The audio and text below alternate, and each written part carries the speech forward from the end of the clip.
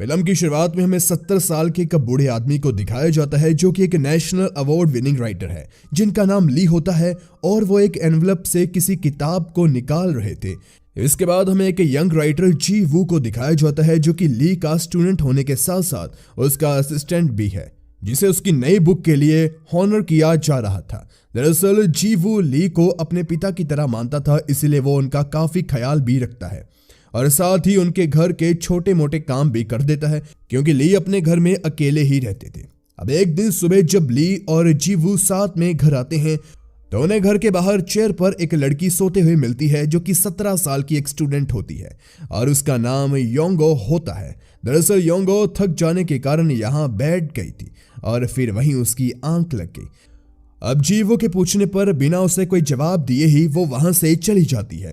इसके बाद जब जीवो ली के लिए सूप बना रहा होता है तब उसे एक फोन कॉल के जरिए पता चलता है कि उसकी लिखी हुई पहली बुक एक बेस्ट सेलर बन चुकी है, इसलिए उसे इस किताब के लिए एक अवार्ड भी दिया जाएगा। इसकी खुशी में जीवो अपनी वाहवाही में बिजी हो जाता है और उसका बनाया हुआ सूप जल जाता है, इसलिए ली उस सूप को पूरा खत्म किए बिना ही उठ जाता है। इसके बाद उसी रात को जब ली और जीवू साथ में ड्रिंक कर रहे होते हैं तब बातों ही बातों में जीवू ली से बताता है कि जो लड़की सुबह आई थी उसे दरअसल काम की तलाश है।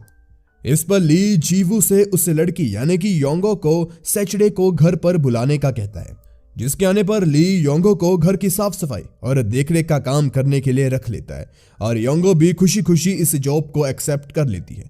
जिसके बाद जब एक दिन योंगो घर की सफाई कर रही होती है तभी अचानक से उसे कुछ बुक्स गिर जाती है, जिसे उठाने में ली भी योंगो की मदद करने के लिए आ जाता है और फिर उससे वैक्यूम क्लीनर लेकर खुद सफाई करने लगता है। दरअसल ली को योंगो काफी पसंद आती है, इसलिए वो उसके काम में हाथ बटाता है। हालांकि योंगो ली को ग्रैंडपा कहकर बुलाती है। इसके बाद एक दिन ली योंगो को कपड़े से फ्लोर साफ करते हुए देखता है तो वो फ्लोर साफ करने के लिए एक इलेक्ट्रिक मशीन ले आता है, जिसे देखकर योंगो काफी खुश होती है।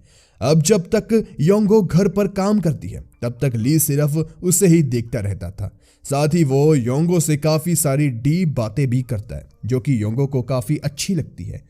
इसके बाद योंगो बारिश में भीगते हुए रात को ली के घर आती है और वो ली के पूछने पर उसे बताती है कि उसकी स्टेप मॉम जब जब उसे मारती है तब वो घर से भागकर अपनी दोस्त के यहाँ चली जाती है, लेकिन आज उसका मन यहाँ आने का किया, इसलिए वो ली से उसे वहीं रुकने देने की रिक्वेस्ट करती है और ली मान भी जाता है। इसके बाद ली योंगो को अपने कपड़े पहनने के लिए देकर उसके कपड़े को ड्राई करने में लग जाता है। इसके बाद वो योंगो को सोने के लिए कहकर खुद भी सोने के लिए चला जाता है, मगर जब वो सुबह उठता है तो वो देखता है कि योंगो उसके ही बिस्तर पर आकर सोई हुई है।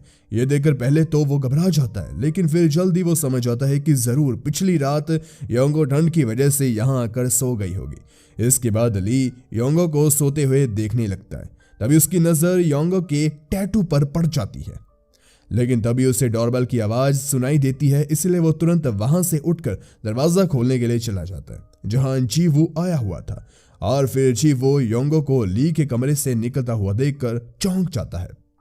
अब कुछ देर बाद योंगो ली के लिए ब्रेकफास्ट में सैंडविच बनाने लगती है, जिसे देखकर जीवू उसे कहता है कि ली को सैंडविच बिल्कुल भी पसंद नहीं है और वो इसे नहीं खाएंगे, मगर ली बिना कोई शिकायत किए उस सैंडविच को चपाचप खा लेता है और यह देखकर जीवू को योंगो से जलन होने लगती है। इधर ली योंगो से उसके टैटू के बारे में पूछता है, जिस पर योंगो उससे कहती है कि वो उसके लिए भी ऐसे ही एक टैटू बना देगी। इसके बाद ये तीनों पास ही में एक जॉगिंग के लिए जाते हैं, जहां जीवो योंगो से कहता है कि अब उसे काम करने के लिए यहाँ आने की जरूरत नहीं है।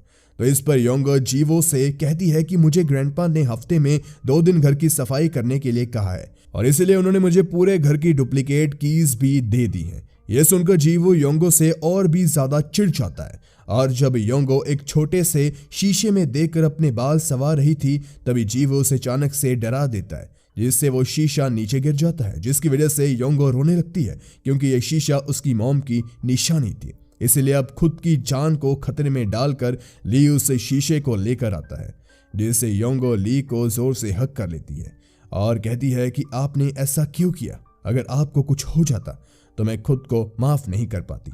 अगले सीन में हम योंगो और ली को देखते हैं। यहाँ योंगो ली के चेस्ट पर बिल्कुल वैसे ही टैटू बना रही होती है जैसा उसकी बॉडी पर था और ली की टैटू बनवाते हुए आंख लग जाती है। और फिर उसे एक सपना आता है जिसमें ली देखता है कि वो जवान हो चुका है और वो योंगो के साथ शादी करके एक खुशहाल जिंदगी बिता रहा है। लेकिन तभी योंगो ली को जगा देती है और उनसे कहती है कि उसने टैटू बना दिया। अब ली टैटू को देखता है और फिर मन ही मन अपने सपने के बारे में सोचते हुए फैसला करता है कि वो अपने इस सपने के ऊपर एक बढ़िया सी किताब लिखेगा और वो उस किताब को लिखने में लग जाता है। अब एक रात जीवू योंगो को कॉल करके कहता है कि उसे बुखार है, इसलिए वो योंगो से उसके लिए दवा लेकर आने को कहता है। और जब योंगो उसके लिए दवा लेकर पहुंचती है तो वो उसे कहता है कि तुम ली के साथ जो भी कर रही हो वो सही नहीं है। इस पर योंगो कहती है कि जैसा तुम समझ रहे हो वैसा हमारे बीच कुछ भी नहीं है। और फिर इसी बात को लेकर दोनों में लड़ाई हो जाती है, जिसमें जीवू गलती से योंगो को धक्का दे देता है और इससे योंगो को चोट लग जाती है, जिसे देखकर जीवू को अपनी गलती का एहसास होता है और वो योंगो से इसके लिए माफी मांगता है। अब दोनों में ही अच्छी तरह बातचीत शुरू हो जाती है, जिस दौरान योंगो जीवू से बताती है कि ली हमेशा मुझसे तुम्हारे बारे में ही बातें करते रहते हैं, जैसे कि उन्होंने मुझे बताया कि तुम्हें कैसे ये समझाने में 10 साल लग गए कि हर स्टार एक जैसे नहीं होते। इस पर जीवू योंगो से पूछता है कि ली ने तुम्हें और क्या क्या बताया, जिस पर योंगो बताती है कि ली को लिखने के अलावा गाड़ी के पार्ट्स असेंबल करने और उसे बनाने का काम भी आता है। इसके बाद अगले दिन जीवू जब ली के घर पहुंचता है तो वह वहां स्टडी रूम में योंगो को सफाई करते हुए पाता है। जहां योंगो एक भारी बॉक्स को हटाने की कोशिश कर रही थी तो वो इस काम को योंगो को करने से मना करता है और खुद ही बॉक्स हटाने लगता है, जिस पर योंगो भी बैठ जाती है और बॉक्स गिर जाता है, जिसके अंदर जीवू को वही किताब मिलती है जो कि ली ने योंगो के लिए लिखी थी और किताब का नाम था योंगो। मगर इससे पहले ही जीवू उसे पढ़ता तभी वहां ली आ जाता है, इसलिए जीवू उस किताब को वापस रख देता है। अब जीवू ली को बताता है कि आज उसकी एक इम्पोर्टेंट मीटिंग है। यह सुनकर योंगो भी ली से उस मीटिंग में चलने के लिए जिद करने लगती है। इस पर ली उसे कहता है कि तुम स्कूल से जब लौट आओगी तब हम दोनों घूमने के लिए चलेंगे। इससे योंगो काफी खुश हो जाती है और फिर ली मीटिंग के बाद उसे लेकर घूमने के लिए चला जाता है। इस बात का फायदा उठाकर जीवू चुपके से ली के घर जाकर उस किताब को पढ़ने लगता है और यह सीन यहीं पर कट हो जाता है। अब कुछ दिन बाद एक पब्लिशर ली को बताता है कि जीवू की नई बुक पब्लिश हुई है जिसका नाम योंगो है। अब इस नाम को सुनते ही ली तुरंत उस बुक को खरीद कर पढ़ता है, जिसे पढ़ते ही वो समझ आता है कि जीवू ने उसकी कहानी चोरी की है। इसलिए जब जीवू उसे मिलने आता है तो ली उसे काफी बुरा भला कहता है और यहाँ हमें पता चलता है कि इससे पहले भी जो बुक जीवू ने लिखी थी वो दरअसल ली की ही लिखी हुई थी। और इस बात से गुस्सा होकर जीवू को काफी ज्यादा मारता है। उसे ऐसा पिटता हुआ योंगो भी देख लेती है और डर के वहां से भाग जाती है।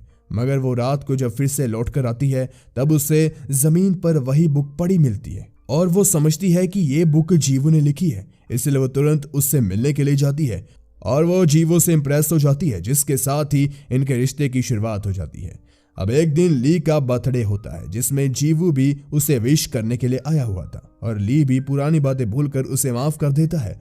फिर दोनों खूब ड्रिंक करते हैं, जिसके बाद ली योंगो को घर जाने के लिए कहता है और वो जीवू को वहीं रुकने को बोलता है क्योंकि वो बहुत ज्यादा नशे में था और ली खुद भी सोने के लिए चला जाता है। लेकिन बीच रात में उसे कुछ आवाजें आती है और जब वो बाहर निकलकर देखता है तो वहां जीवू योंगो के साथ इंटीमेट हो रहा था। यह देखकर वो बौखला जाता है। इसके बाद अगली सुबह जब जीवू उठता है तो उसकी गाड़ी पंचर होती है, इसलिए ली उसे अपनी गाड़ी घर लेकर जाने के लिए देता है और रास्ते में जीवू का एक भयंकर एक्सीडेंट हो जाता है जिसमें वो मारा जाता है। जिसके बाद ली योंगो से वॉइस मैसेज के जरिए बताता है कि उसने जीवू को मार डाला है। दरअसल उसे गाड़ी को ली ने ही खराब किया था, जिसकी वजह से जीवू का एक्सीडेंट हुआ।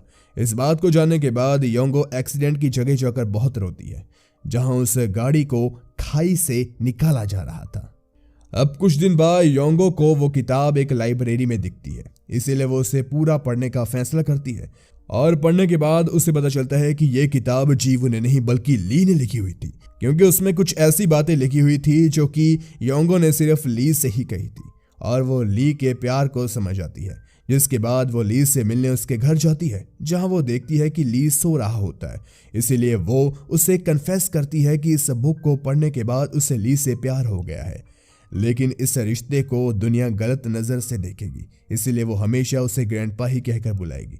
मगर उसके दिल में ली के लिए एक स्पेशल जगह हमेशा रहेगी जिसे कोई और नहीं भर पाएगा। और फिर वो ली को गुड बाय बोलकर वहां से चली जाती है। इसके जवाब में ली भी धीरे से गुड बाय बोलता है, यानी कि उसने ये सारी बातें सुन ली थी। और इसके साथ ही ये मूवी यहीं पर खत्म हो जाती है। गाइस, वीडियो पसंद आई हो तो वीडियो को लाइक कीजिए, चैनल को जरूर सब्सक्राइब कीजिए। धन्यवाद।